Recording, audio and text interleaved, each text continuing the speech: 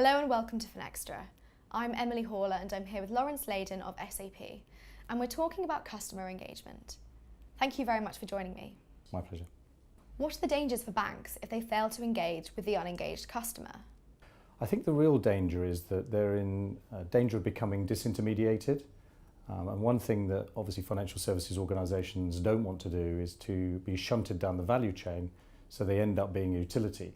And if they end up being utility, obviously then people decide on price and they decide on other factors, whereas really you want to make sure that you're fully engaged with a customer, you understand what their needs are, you're marketing to a customer of one, and you're really at the heart of their experience. That's what we're trying to achieve. So what are the critical technologies that banks need to deploy in order to get better at customer engagement? So I think what they need to be looking at is how can they profile the customer to a much greater degree. If you look at segmentation now, we're very focused on groups, and I think that's going to change much more to be an individual focus.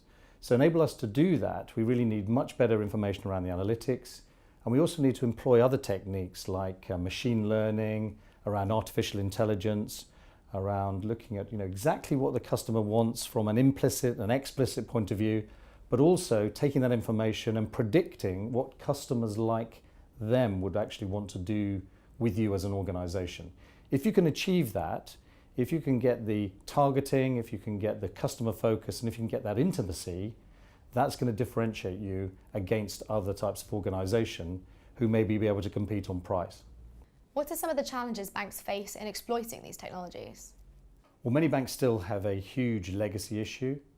Others really are struggling with data privacy and the whole sort of integration rather than connection problem that many of them have. And then when you overlay that with some of the regulations around GDPR, for example, it's very difficult, I think, to make sure that you have that customer focus, but you're protecting the individual at the same time. So again, one of the onuses, I think, on these organisations is to make sure that they have the right information, the customers actually agree to that, and then you use it for the correct or the process that they actually want to engage you in.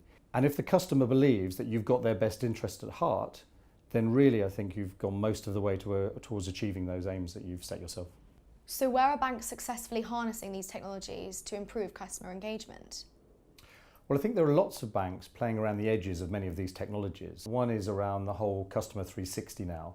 So the ability to look at not only how you're engaging with the customer maybe as they walk in the branch, but the entire life cycle. So whether there's any complaints, what meetings you have, what their product holdings are, what customers like them are doing.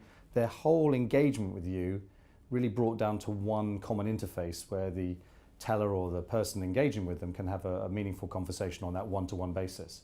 So many of these types of technologies are now being slowly incorporated into the engagement that we have within financial services. Laurence, thank you very much. My pleasure. And thank you for watching.